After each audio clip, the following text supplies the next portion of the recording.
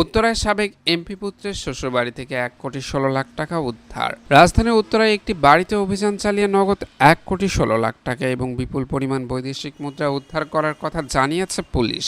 গতকাল রোববার পুলিশ ও সেনাবাহিনীর যৌথ এই অভিযান চালিয়ে 3 জনকে গ্রেপ্তার করে। ঢাকা মহানগর পুলিশের নিউজ পোর্টাল dmpnews.org-তে প্রকাশিত একটি প্রতিবেদনে বলা হয়েছে, যে বাড়িতে অভিযান চালানো হয় সেটি সাবেক সংসদ সদস্য মোহাম্মদ হাবিব হাসানের ছেলে আবির হাসানের শ্বশুরবাড়ি। গ্রেপ্তার ব্যক্তিরা জানিয়েছেন, জব্দ করা টাকা, বৈদেশিক মুদ্রা ও গাড়ি দুটি সাবেক সংসদ সদস্য মোহাম্মদ হাবিব হাসান ও তার পরিবারের সদস্যদের। প্রতিবেদনের তথ্য অনুযায়ী গ্রেপ্তার ব্যক্তিরা হলেন শাহজাদা খান সাজ্জাদ, তৌহিদুল ইসলাম ও সাইফুল ইসলাম। ওই বাড়ি থেকে দেশি বিদেশি মুদ্রার পাশাপাশি দুটি প্রাইভেট কার এবং পুলিশ লেখা 3টি বুলেট প্রুফ জ্যাকেট উদ্ধার করা হয়েছে। বুলেট প্রুফ জ্যাকেটগুলো ঢাকা 18 আসনের সাবেক সংসদ সদস্য মোহাম্মদ হাবিব হাসান ও তার ছেলে আবির হাসান এবং গ্রেপ্তার ব্যক্তিরা বৈষম্য বিরোধী ছাত্র আন্দোলনের সময় ব্যবহার করছিলেন। হাবিব হাসান ও তার ছেলে আবির হাসান এখন আত্মগোপনে আছেন।